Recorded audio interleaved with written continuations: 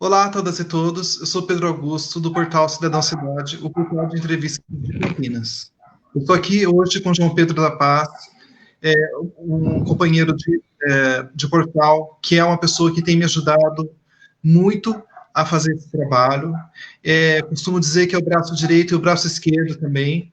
É a pessoa que tem ajudado, que tem dado força, que tem mantido o portal no ar, que cuida tanto da parte estética, como também escreve para o portal, e é uma pessoa que está sempre me estimulando a estar inteirado, a fazer lives, para que a gente possa pensar, para que a gente possa refletir juntos sobre qual é o nosso papel enquanto cidadãos na sociedade.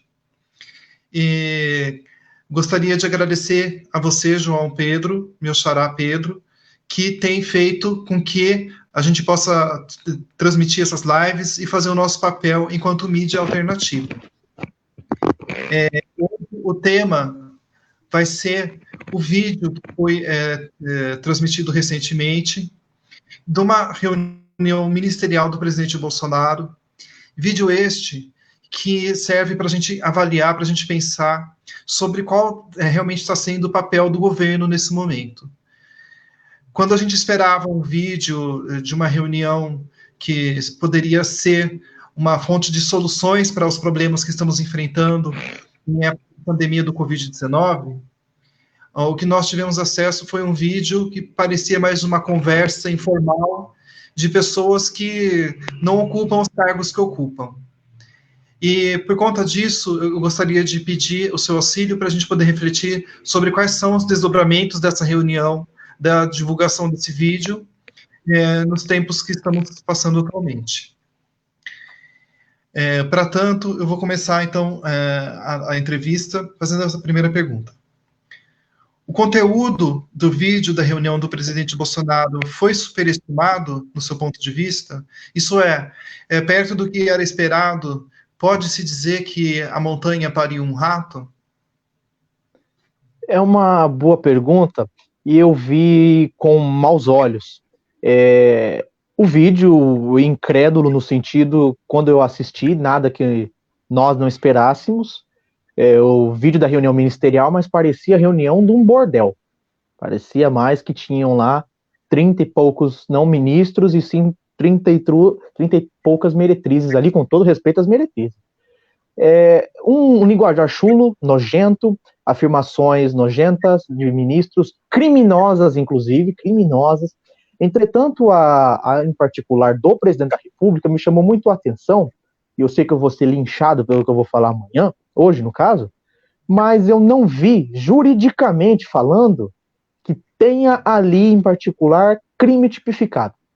Por mais que eu achei que o vídeo, quando o Moro falou, vai ter afirmações graves, eu esperei, assisti, li a transcrição que estava disponível no portal do STF, que o ministro Celso de Mello soltou, só que eu não vi assim com tanto entusiasmo ali. Ele falou que queriam pegar a família dele, usou termos palavrões que não cabe colocar aqui, e que ele falou que tinha coisa da segurança dele. Entretanto, ele não falou explicitamente que ele iria mexer na Polícia Federal, o que juridicamente é um problema dentro desse inquérito. Entretanto, temos que ver os desdobramentos, e é importante, eu quero colocar esse ponto aqui, eu sei que vamos falar mais para frente, mas é importante que eu vi muitos, me perdoe o termo, muitos idiotas, falando que queriam aprender o telefone do presidente da República. Não, não foi isso. Para quem sabe ler, e quem tem a decência de abrir a decisão e ler, o que o ministro Celso de Mello colocou, ele colocou o seguinte: peça-se para que a Procuradoria-Geral da República dê o seu parecer em razão dos pedidos de deputados. Ou seja, deputados do PT pediram busca e apreensão do celular do presidente da República e do seu filho, vereador, abre aspas, federal, fecha aspas, Carlos Bolsonaro. E o que o ministro fez? Ele pediu um parecer para o doutor Augusto Brandão Aras, um parecer da PGR para ver o que queria fazer. Ele não falou, tem que apreender o telefone do presidente da República. Aí vai o imbecil do presidente dar entrevista e fala, ninguém vai pegar meu telefone, vem o general Augusto Heleno, se pegar no telefone vai ter uma crise, ou seja, ameaçando dar um golpe criminosa. Eu tendo a crer que o general Heleno dá um desconto, que eu acho que ele está senil. Agora, os outros ministros, como Weintraub, Damares e o pior, o Salles, Esses não são senil, esses são mau caráter e criminosos. E finalizando a pergunta que você colocou, se pariu um rato, eu acho que não. Eu acho que um rato pariu um elefante. A coisa foi bem pior. Os meandros do poder, já teve reunião vazada da Dilma, do Lula, do Temer, e nenhum destes, por mais acuado que estivessem, fizeram uma reunião desse nível. O que mais me chamou a atenção foi, o Brasil passou 20 mil mortos, é o segundo país epicentro do mundo no coronavírus, e o que o presidente da República fala? Eu e eu. Eu acho que ele falou 157 vezes a palavra eu. Ele não falou povo, nós, temos que cuidar, temos que salvar. Não, ele falou eu, minha família, eu de novo. E é mais legal, e desculpem esse termo eu vou colocar, o adjetivo que ele usou para falar dos defensores. Ele falou, qualquer coisa, aqueles bosta vão lá para frente, levanta a bandeira verde e amarela e nos defende. Então eu fico esperando que depois os bostas se manifestem. Me desculpe. O fato do presidente recorrer sempre a uma linguagem chula durante essa reunião e não ser questionado por isso, isso revela, de certa forma, uma insensibilidade perante a falta de decoro do presidente, bem como de uma determinada grande parte da classe política, que começa a se tornar normal, ou a partir do momento que isso acontece com uma certa frequência, nos dias atuais? Sim, é interessante quando essa linguagem do presidente é o que ele é. Ele é ignorante. Ele é uma pessoa sem cultura nenhuma. Ele nunca leu um livro na vida. Então, o que a gente espera de uma pessoa que nunca leu um livro na vida? Que ele fale, que ele tenha postura, que ele tenha um vocábulo, uso do vernáculo. Temer era jurista, não é um jurista, constitucionalista, Dilma economista, com mestrado em economia. Ou seja, nós tivemos o presidente Fernando Henrique, que a gente costuma brincar, o príncipe dos sociólogos, né? Lula tem 33 doutor honoris causa, recebeu inclusive mais um essa semana, embora tenha uma graduação técnica só, Bolsonaro tem um curso superior em educação física. É curioso. Ele é limitado. A gente vê, e eu perguntei naquela entrevista que nós tivemos com um psicólogo, não me recordo agora o nome dele, e ele se limitou a dizer, mas eu entendi nas entrelinhas, que ele é limitado, ele é uma pessoa limitada. Cognitivamente, o intelecto do senhor Jair Bolsonaro não funciona. Ou seja, uma pessoa que tem o intelecto limitado, não tem como nós esperarmos que ele tenha uma linguagem mais adequada. Por exemplo, se a gente analisa as reuniões do Sérgio Moro, e eu brinco, Marreco de Maringá, ele tinha as reuniões mais polidas, um juridiquês, uma voz esganiçada, mas reuniões polidas. Ou seja, nós temos ali alguns outros ministros, e eu me permitam de novo fazer esse parênteses, é engraçado ver a reunião que tinha o ex-ministro Nelson Tait, na hora que o Ricardo Salles começa a falar, e ele olha e virou um meme, ele falou, a hora que a pessoa percebe que está no lugar errado. E é isso, ou seja, não tem como a gente esperar muito de uma pessoa que, lamentavelmente, e eu escrevi isso hoje, antigamente os ignorantes, eles se escondiam, eles tinham vergonha de falar as asneiras, de falar as burrices deles. Hoje não, eles emplacaram o presidente da república mais ignorante do mundo, e eles sentem que tá lá, agora eles sentem orgulho da ignorância, o que é pior ainda. Como que você avalia o impacto do vídeo, tanto para as pessoas que defendem o impeachment, como para as pessoas que defendem o presidente? Eu vejo com maus olhos, porque a oposição em si, a gente já esperava que seria um vídeo decadente, um vídeo nojento, chulo, e foi o que estávamos esperando. Agora, para a seita, que é uma seita bolsonarista, a própria Janaína Pascoal falou ontem no Twitter, anteontem, que o vídeo reelege o presidente da República, que ele deu uma de machão, ele deu aquele coronelzão, temos que armar a população, e nessa parte até criminosamente, porque ele disse que o Sérgio Moro e o ministro da Defesa tinham que editar portarias para armar o povo, para dar um golpe civil, um golpe dentro do Brasil. Só tem um lugar aqui que o presidente defende o armamento também. Sabe onde é? Na Venezuela, o Nicolás Maduro. Lá o povo é armado, lá a milícia mantém o Nicolás Maduro no poder. Por que será? Por que será? E o presidente da República, que já bateu continência para Hugo Chávez, líder do movimento bolivariano moderno do século, é preocupante. Porque para nós, muitos juristas, eu acompanhei a linguagem de muitos juristas, eles comentaram e foi claro. Antônio Carlos de Almeida Castro, Cacai, Dr. Toron, Lênio Streck, Botinelli e Gabriela Prioli, eles falaram nu e cruamente. O que está lá configura crime disso, disso, disso, disso e disso. Tipificar e elencar. O principal é o crime de responsabilidade. Que o crime de responsabilidade Bolsonaro já ganhou. Que sozinho ele tem mais processo de impeachment do que todos os outros presidentes tiveram nos 2 primeiros anos de mandato. Ele já ganhou essa conta. Mais de 40 processos de impeachment. Recorde. E eu uso uma frase dele próprio, me perdoem, abre aspas, só tem processo de impeachment governante que faz merda. Fecha aspas. Pois bem, né? Isso ele escreveu em 2015 no Twitter para se referir a presidente Dilma Rousseff. E quando a gente analisa esse vídeo da seita bolsonarista, ele se refere àqueles que defendem ele chama os caras de bosta. Tá lá, o cara falou, e não foi uma vez, foram várias. Mas aí você pega e você fala, filho, o cara tá falando que você é um bosta. Aí ele, não foi bem isso que ele quis dizer. Até nisso estão passando pano. É lamentável e é de uma tristeza profunda. Há motivos para se questionar, puxando o gancho do impeachment, você acredita que há motivos para questionar o comportamento ético, tanto do presidente quanto dos ministros, que possam alavancar mais um pedido de impeachment para a coleção? Sem dúvida. Já tem vários ali. Olha, hoje uma frase que foi do ministro Marco Aurélio Mello, o vice-decano do Supremo Tribunal Federal, que o Weintraub tem que sair, que ele é um homem escatológico. Ele falou que os 11 ministros do Supremo tinham que ser presos. Damares disse que prefeito e governador tinham que ser presos porque adotaram o isolamento social para salvar a vida. O Weintraub falou, o que ele falou lá?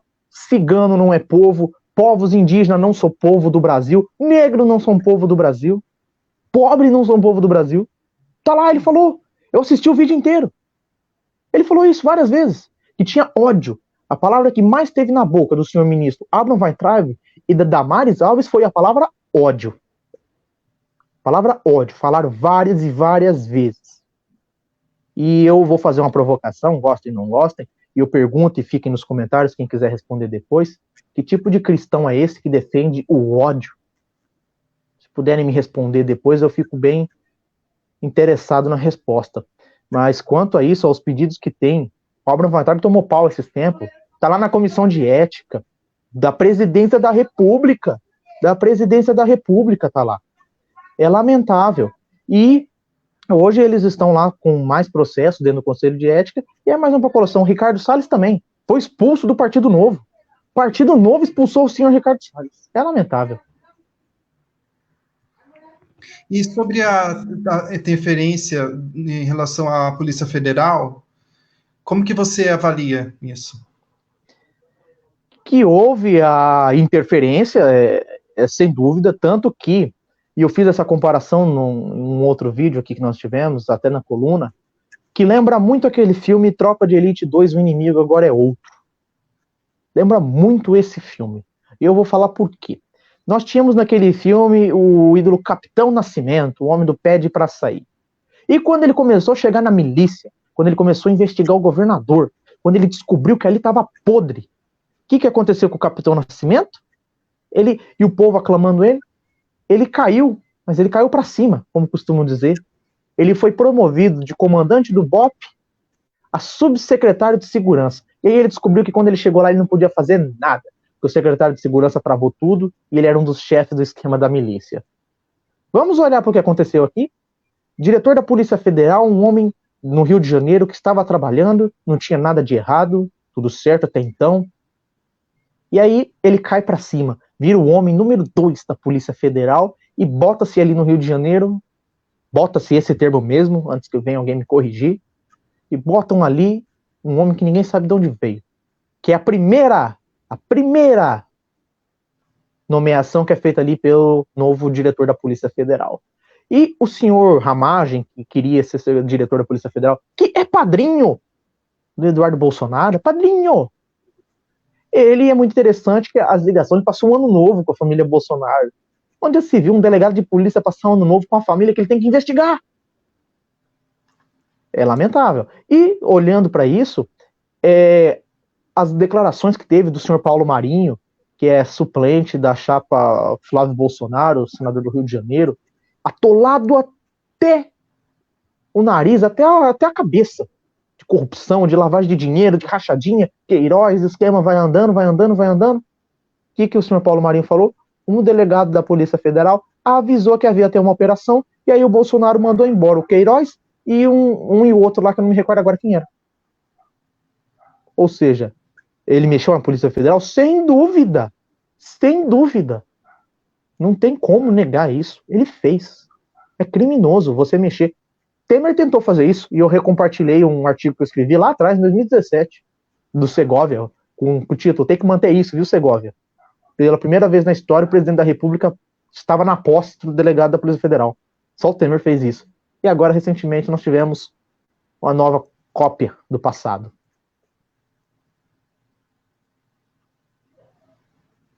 Mal foi feita a divulgação do vídeo e a gente já tem o chamado Bolsominion arrependido, né? O Datena fez uma afirmação de que ele não pretende mais entrevistar o presidente Bolsonaro.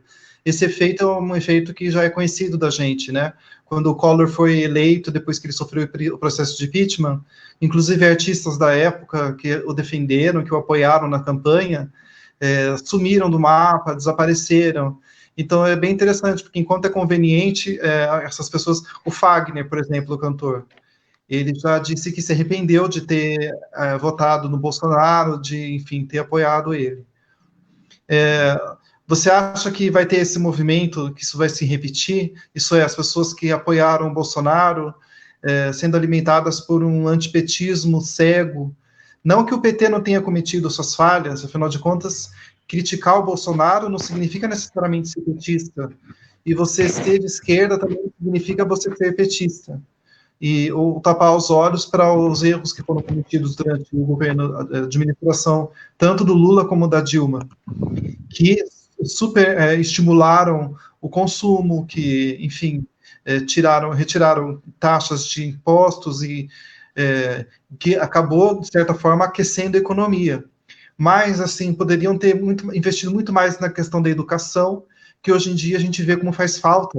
Afinal de contas, quando você tem um presidente que fala tudo o que falou, se a gente fosse fazer aqui uma retrospectiva de todas as coisas absurdas que foram ditas pelo presidente Bolsonaro, a gente teria que fazer uma live só sobre esse tema. Aliás, seria uma live bem interessante, né, João? A gente fazer uma compilação sobre todas as coisas absurdas que foram ditas pelo presidente, frases machistas, homofóbicas, que durante a ditadura deveria ter matado 30 mil, que inclusive o Fernando Henrique deveria ter ido junto, que se o filho dele fosse gay deveria apanhar, chamando negros quilombolas por arrobas, peso em arroba. Então, com tudo isso, mesmo assim, ou seja, com essas verdades sendo esfregadas nas nossas caras, algumas pessoas ainda tiveram a capacidade de ignorar tudo isso. Mas agora, com esse vídeo, o Datena foi o primeiro a tentar, vamos assim dizer, posar de isentão, afirmando que não vai mais entrevistá-lo. Você acha que esse vai ser um efeito pós-bolsominions arrependidos?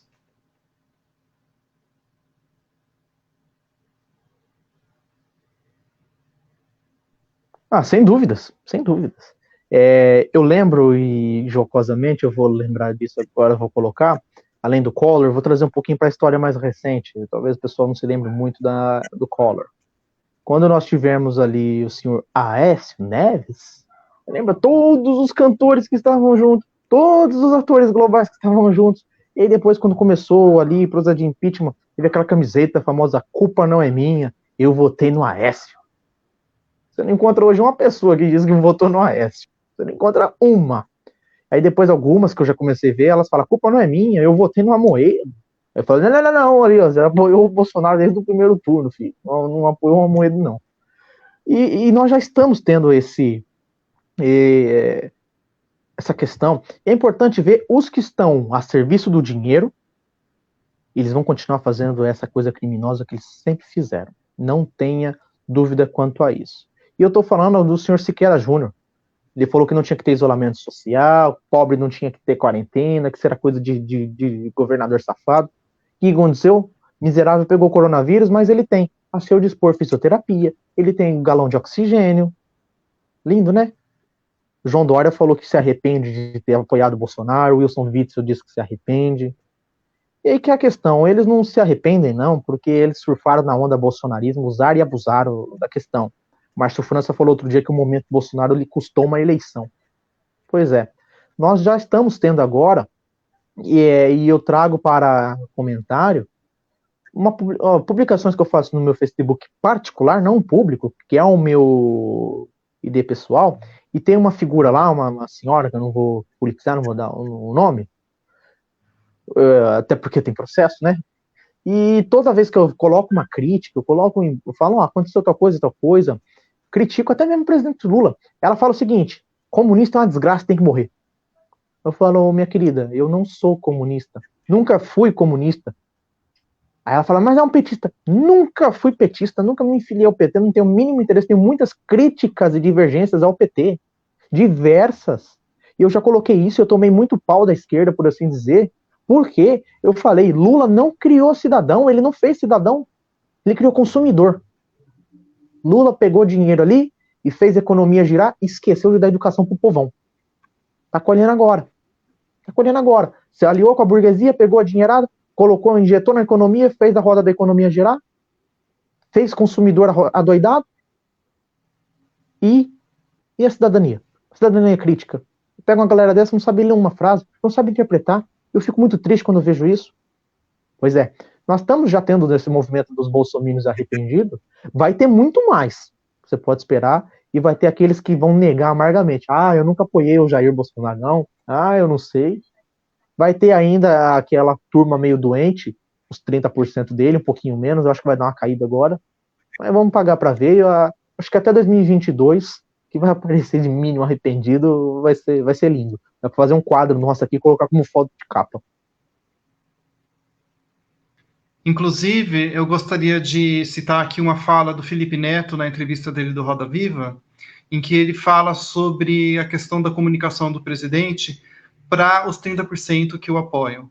Então, ele faz isso, ele faz as falas dele, todas voltadas para o presidente, para 30%, e para ele o que interessa é construir uma narrativa que seja tendenciosa o suficiente para que quando ele deixe a presidência, ele possa reafirmar aquilo que ele já afirmou, que ele vai entregar um país melhor do que o que ele encontrou. Então, agora eu estou vendo aqui na Isto É, que após a divulgação do vídeo, o Bolsonaro ele recebeu youtubers de direita no Alvorada, após a divulgação do vídeo. Então, esse movimento de construir uma narrativa mentirosa, uma narrativa falsa, para tentar salvar o que ele chama de legado da presidência da República, isso vai acontecer cada vez mais. Por isso que nós temos que estar atentos e fortes, né? Como diz aquela canção, é preciso estar atento e forte, não temos tempo de temer a morte. E essa música parece mais atual do que nunca, afinal de contas, como não temer a morte? Dentro de 24 horas são 1.000 mortos pelo Covid-19. E a gente tem um presidente da República que está mais preocupado em defender uma economia, e é uma defesa torta de apenas uma parte da economia, parte esta que o apoiou, que patrocinou a sua campanha. Leia-se Madeiro, leia-se Coco Bambu, leia-se Smart Fit, leia-se, enfim, todas essas empresas aí que o apoiam, a Van, e dentre outras. Então, é muito interessante e é sintomático que a gente veja um presidente da República com aquele linguajar, não sendo questionado por ninguém que está à sua volta, com uma linguagem chula, sendo tratado como apenas alguém que está falando o que pensa. Então, se a gente não começar a tratar disso com a seriedade que merece e começarmos a construir uma narrativa crítica em relação a isso, cada vez mais vai se naturalizar essa ideia de que o presidente tem que ser esse machão que bate na mesa e fala palavrão. Isso que é uma parte de uma cultura nossa, infelizmente machista, de uma sociedade patriarcal, que tem um branco homofóbico na presidência da República. Então, João Pedro, antes de encerrar a nossa conversa, eu gostaria de fazer uma pergunta para você. Nós temos um presidente que faz um discurso extremamente violento, que apela para a violência da homofobia, que apela para a violência do machismo, que apela para não considerar os índios como gente. O discurso, a gente pode correr o risco de ver ele estimular a ação das pessoas, a ação da violência, ou seja, um discurso, ele se torna ação? Com toda certeza. Eu faço um paralelo, e você começou citando bem, que ele recebeu youtubers de direita, está preocupado com a ênfase da economia, e eu faço um paralelo histórico, e isso até podemos convidar para uma outra oportunidade, o professor Gilberto Calil, que na Alemanha nazista, Hitler ascendeu ao poder, foi patrocinado por diversos publicitários, mídia, indústria alemã, que dizia que tinha que acabar com aquilo que chamavam de comunismo, de socialismo da época. E ele elevou Joseph Goebbels, a prova viva de que o discurso mentiroso, e ele fala, conte uma mentira 1000 vezes, ela se torna verdade. Joseph Goebbels, nazista miserável, e ele tem esse discurso, e o Bolsonaro aprendeu muito bem. Hitler era esse, pelo menos para fora, no exterior, que a gente vê as filmagens do exterior, e eu recomendo muito que vocês assistam um filme, e eu fico aqui sugestão de filme, que chama A Queda, As Últimas Horas de Hitler. Ele é ali um filme interpretado pelo Bruno Ganz, já falecido em memória, e ele conta a perspectiva de uma secretária nazista ali, que Traudl Jung, o nome dela, e ele fala como que era o Hitler no seu interior. O Hitler externo era um homem forte, viril, que defendia, batia a mão na mesa, gritava, berrava, mas o seu interior não, era um fraco, covarde, ignorante e sem a menor perspectiva de nada. Tanto que se suicidou e levou a Alemanha ao colapso. É importante colocar isso, mas preferem não ver a história. E quando nós trazemos para cá, e eu lembro que durante a campanha, o mestre Moa, do Catendê, um grande professor de capoeira, foi brutalmente assassinado por militante bolsonarista. Porque ele falou que não ia votar no Bolsonaro, que ele ia votar no PT, porque ele não votava no ódio, no discurso de ódio. E eu faço uma crítica aqui também ao PT. Quem começou com esse estímulo de discurso de ódio foi o PT. Não nessa proporção, pelo amor de tudo. Não foi nessa proporção. Mas lá atrás, quando começou as campanhas de fake news, PT falando que a Marina ia fazer isso, ia fazer aquilo, defendendo o governo de coalizão ao máximo, e depois em 2014 atacou brutalmente a Marina, não nos esqueçamos disso, e em 2018, quando começou o primeiro turno, o PT não colocou o Bolsonaro como inimigo, colocou o Ciro Gomes e a Marina. Ou seja, a gente tem o maior partido de esquerda da América Latina, que faz um discurso assim, aí a gente olha para um nazista, que o Bolsonaro é um nazista, só que é um nazista burro, a gente olha para um nazista. Durante a campanha, assassinaram homossexuais. Vamos lembrar de Dandara? A travesti? Vamos lembrar da Dandara, que aconteceu? O discurso do Bolsonaro? O que teve de trans assassinado? O que teve de LGBTs assassinado? O que teve de negros assassinados? Simplesmente por terem uma opção sexual diferente da maioria, por terem uma cor da pele diferente, foram assassinados. Ou seja, amigo, esse discurso reflete muito. Por gentileza, por favor. Só um comentário. Se você me permite, eu só gostaria de fazer uma pequena correção. Não se fala mais de opção sexual, mas sim condição, tá, amigo? Porque obrigado. É importante a gente sempre estar aprendendo um com o outro, assim, eu estou sempre aprendendo com você. Outro dia eu chamei, acho que foi o João Goulart de Jânio Quadros, uma coisa assim, né? Então, a gente está sempre aprendendo. Só estou falando isso porque não se fala mais... Qual é o termo mesmo, correto? Você pode falar em condição sexual, em condição... Perfeito. Desculpe. Perfeito. Sempre bom a gente estar se atualizando e colocando o termo correto, né? Até para evitar preconceitos, né? E só para fechar o raciocínio ali, a gente teve sim esse estímulo à violência, a um massacre, a um genocídio à população LGBT, a negros, quilombola. O cara fala, me sobe lá e fala que tinha um negro que pesava 7 arrobas, não prestava nem para procriar. O cara defendeu castração química, não de estuprador, como ele vem falando sempre, de pobre, porque pobre procriava demais na palavra dele. Sendo que o próprio teve, o quê, 5, 6 filhos? E todos uns idiotas, lamentavelmente. E nós temos um discurso que leva à prática, sim. Porque, olha só, me chega, vamos dar aquele exemplo, aquele tiozão, ignorantão, que não lê nada, é um machão da família. Ele fala, pô, se o presidente da república tá falando que negro não é gente, por que eu tenho que considerar negro gente? Se o presidente da república, ele fala que o LGBT tem que ir, abre aspas, não comum ideia disso, tem que queimar a rosca pra lá, fecha aspas. Ou seja, ele dá munição para esses protótipos fascistoides agirem e achar que tá tudo bem. E não está tudo bem. Tanto que, e agora uma crítica às instituições, Ministério Público Federal, Supremo Tribunal Federal, me vai uns fascistas para a porta do Supremo Tribunal Federal defender intervenção militar, que é crime contra a Constituição. Isso é atentado contra a segurança nacional. Eles me vão para a porta do Supremo. Aí o que o ministro Luiz Roberto Barroso fala? O que o ministro Dias Toffoli fala? É liberdade de expressão. Não é. Liberdade de expressão tem limite.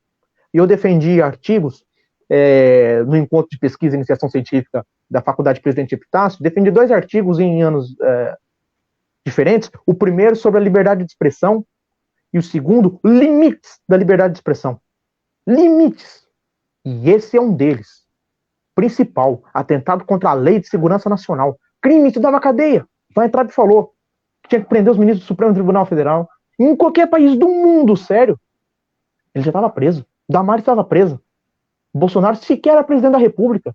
Sequer era presidente da República. Mas esse é o Brasil, a República das Bananas. Afinal de contas, discurso de ódio não é opinião, né, amigo? As pessoas estão começando a confundir. Crime. Discurso de ódio é crime. E crime grave. As pessoas estão confundindo, né, liberdade de expressão com liberdade de opressão. Lamentavelmente. Dizem que quando você pega uma rã e coloca na água, na água fervendo, ela pula. Mas se você coloca na água fria, põe numa panela e vai aquecendo aos poucos, ela não sente até o momento em que ela morre cozida. Eu tenho a impressão de que com as instituições está acontecendo a mesma coisa atualmente. Eles estão, assim, aos poucos, fervendo a água para ver até quando eles conseguem se manter, pensando futuramente numa possibilidade de golpe. Inclusive, como você disse, né, o Heleno, apesar dele estar senil, né, tem pessoas senis que com certeza têm muito mais aproveitabilidade intelectual do que essa pessoa. Sim, ó, e um paralelo que eu gosto de fazer, só interrompendo rapidinho, é essa questão do golpe. Eles estão na famosa pagando para ver. Eles estão pagando para ver até onde vai. Eu não pagaria para ver. Eu, no primeiro visto, se atentado, dava um alerta. No segundo, opa, acabou o alerta. Porque Bolsonaro já passou dos limites há muito tempo. Mas fazendo um paralelo, vamos olhar aqui para o ladinho nosso, aqui na América Latina. O que aconteceu na Bolívia? Foi o exército que deu golpe? Não foi o exército que deu golpe na Bolívia. O exército ficou aquartelado, o exército ficou dentro dos quartéis, e aí a milícia, junto com a senadora, que eu não sei nem de onde saiu aquela mulher, não era nem a presidente do Senado boliviano. Ela não era nem a presidente da linha sucessória. O presidente do Senado renunciou, o presidente da Câmara renunciou, todo mundo renunciou, deram um golpe no Evo Morales. E aí agora a OEA concluiu que não houve fraude na urna eleitoral.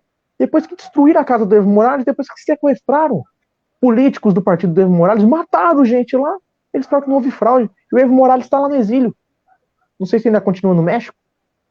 Ou seja, quem deu um golpe na Bolívia foi a milícia A mesma que nós temos aqui no Brasil, que inclusive estava em acampamento armado, e a Constituição proíbe coisa para organização paramilitar, crime grave. Mas o que vem ministro e fala? É uma liberdade de expressão. Eu acho que esses caras estão pagando para ver, porque a primeira organização a ser fechada é o Congresso. O Supremo Tribunal Federal, curiosamente, sempre continua aberto durante o golpe. Sempre, sempre, sempre. Em 1964, após o golpe contra o Jango, com o Jango dentro do Brasil, o que o Supremo Tribunal Federal falou? Nada. Nada. Passou o impeachment do Collor. O impeachment do Collor foi golpe, sim. Não que ele não merecesse. Mas o impeachment do Collor foi golpe. Por quê? Quando chegou próximo, Collor renunciou. Ou seja, ele era ex-presidente da República. Perdeu seu objeto do impeachment. Mas o impeachment continuou. Foi um golpe da Dilma. Não houve pedalada fiscal, ela foi afastada por pedalada fiscal. Aí o Tribunal de Contas da União conclui o quê? Que não houve pedalada fiscal. E o Supremo Tribunal Federal não deu uma palavra. O senhor Ricardo Lewandowski, ministro, que presidiu a sessão do impeachment de Dilma, ele falou numa aula na USP de Direito, que o momento da Dilma foi uma grave interrupção da democracia brasileira. Mas ele, quando presidente do impeachment, ele não fez nada. É curioso, né? Muito curioso o que essas figuras vão representar para a história futura. Amigo, tem alguma pergunta que você esperava que eu fizesse que eu não fiz? Não, a gente conseguiu trabalhar bem, achei bem produtivo a repercussão, os desdobramentos jurídicos, sociais. Eu só fico triste que, por mais que a gente mostre para a população, falou, o cara tá falando que vocês defensores são uns bosta. Alguém comentou aqui, um venceslau-ense, estou aguardando manifestação dos bostas do presidente. Teve uns 20 imbecil que foi lá, eu tô aqui. Falei, então eu não posso fazer nada. Mas o cara mesmo disse que é o bosta do presidente e falou, eu não posso fazer nada. Eu posso rir, não posso fazer nada.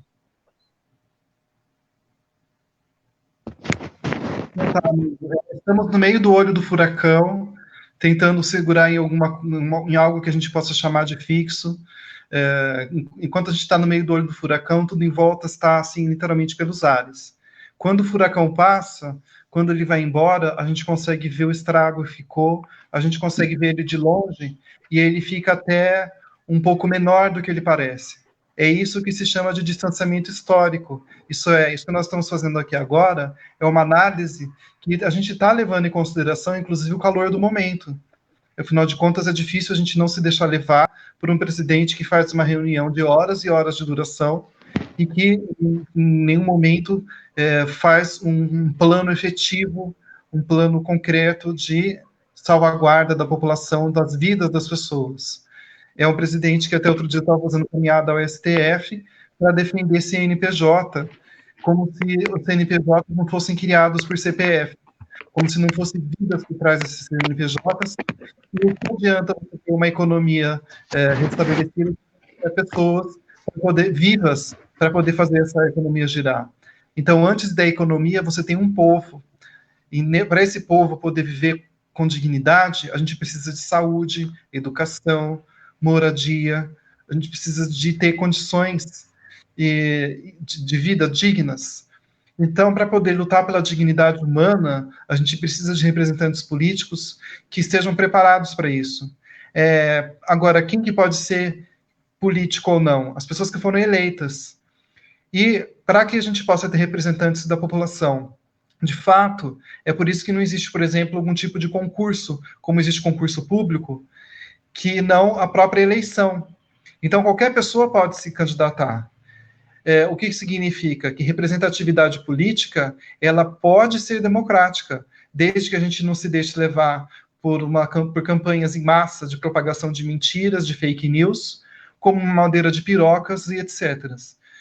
Então, a gente precisa, nesse momento de conturbação histórica, de conturbação política, social, a gente precisa tentar justamente unir forças para se manter não alienado, para se manter informado, porque se a gente conseguir isso, a gente já vai dar dando um bom primeiro passo para daqui a algum tempo a gente possa olhar para trás, assim como os alemães olham para o passado e têm vergonha de morar num país que teve uma grande porcentagem da população que apoiou o nazista.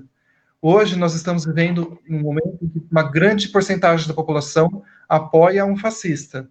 Um dia nós estaremos olhando para trás e poderemos olhar esse pensamento histórico e pensar o que foi que esse estrago nos deixou para que possamos continuar adiante, tentando construir essa nação, um lugar digno, um lugar de união, de esperança, de justiça. Então, eu peço desculpas se no nosso discurso, às vezes, a gente se deixa levar pela emoção, pelo calor. Seríamos baratas se a gente não conseguisse, se a gente fizesse isso, se a gente não se deixasse levar por essa grande crise que afeta a todos nós direta e indiretamente. João, você foi muito corajoso em fazer essa live, em fazer essa análise. A sua coragem, ela se demonstra a partir do momento em que, mesmo em que a gente está tentando segurar nas raízes, a gente caindo no barranco da decadência política, você consegue vir aqui e fazer essa live e, junto com a gente, pensar sobre essa situação caótica que estamos vivendo no momento. Então, eu sei que eu sou meio suspeito para falar, afinal de contas, somos companheiros de trabalho, mas eu gostaria de exaltar a sua fala e de agradecer a oportunidade de estarmos aqui hoje refletindo. Sim, eu que agradeço. Tem mais alguma coisa? Deixa eu fazer Hoje eu vou quebrar o protocolo, que você que costuma fazer uma poesia final. E eu peço, claro, como diria no tribunal, a data vênia para fazer a poesia final e indicar, inclusive, não sei se dá para colocar aqui em câmera, esse livro do professor Aparecido de Mello, um livro de um escritor venceslau-ense, também editado a professora venceslau-ense, a professora e editora Nicole Bueno, e ele coloca assim, uma poesia introdutória e uma pequena dedicação, que eu faço questão de ler apesar do tempo, e diz o seguinte: quem traz no corpo uma marca, Maria, Maria, mistura a dor e a alegria, mas é preciso ter manha, é preciso ter graça, é preciso ter sonho sempre. Quem traz na pele essa marca possui a estranha mania de ter fé na vida. Brant F. e M. Nascimento. E a dedicação. Dedico esse livro a todas as Marias, as assim nascidas, as assim tangidas, as que cruzam meus caminhos, as que me fizeram caminhar, as que me permitiram pensar, sonhar, imaginar, as que, enfim, ensinaram-me a amar, e em especial uma Maria, a Maria minha mãe, a que muita saudade deixou, aquela que entre todas as Marias mais intensamente me amou. E essa é a dedicação que o professor Aparecido de Mello faz. Eu não tive a oportunidade de ser aluno dele, mas tivemos uma trajetória depois muito boa, uma convivência muito boa profissional, e eu indico esse livro, não sei se vai ter online, mas eu vou tentar deixar aqui alguma descriçãozinha. Esse aqui eu não posso emprestar para aqueles que me pediram, porque esse aqui é único e ele é autografado para mim. E é um livro muito bom, porque ele conta ele tem vários contos curtos sobre violência doméstica, sobre o que acontece dentro das casas, de uma maneira poética, mas que nos leva à reflexão em que mundo nós estamos vivendo e o mundo que nós precisamos transformar. Então é esse o encerramento que eu faço em tempos de ódio, em tempos de escuridão, em tempos sombrios, essa mensagem de luz que nós possamos encontrar. E eu cito por último uma frase de um personagem de livro, da autora e escritora britânica J.K. Rowling, que ela coloca do personagem, meu favorito dos livros de Harry Potter. Ele cita o seguinte nas palavras de Albus Dumbledore. Ele fala: mesmo nas horas mais sombrias, a pessoa pode encontrar um momento se ela se lembrar de acender a luz. Essa é a mensagem que eu deixo finalizando. Puxa, eu não precisaria encerrar, bastaria o meu silêncio, porque sua reflexão, ela já disse tudo. Muito obrigado mesmo, amigo. Peço desculpas, porque eu quase que atropelei a sua intervenção poética aqui, mas como eu disse, eu também estou no momento, a gente fica emocionado, sim. Quer dizer, a gente não, né? Por que eu estou colocando plural nessa mania? Eu fico emocionado de ver a maneira como a gente pode lutar, como a gente pode se unir nesse momento. Então, muito obrigado mesmo pela sua participação, e vamos ver o que o Big Brother governo nos aguarda. Exato. Até mais. Até mais, boa noite. Boa noite a todas e todos, muito obrigado.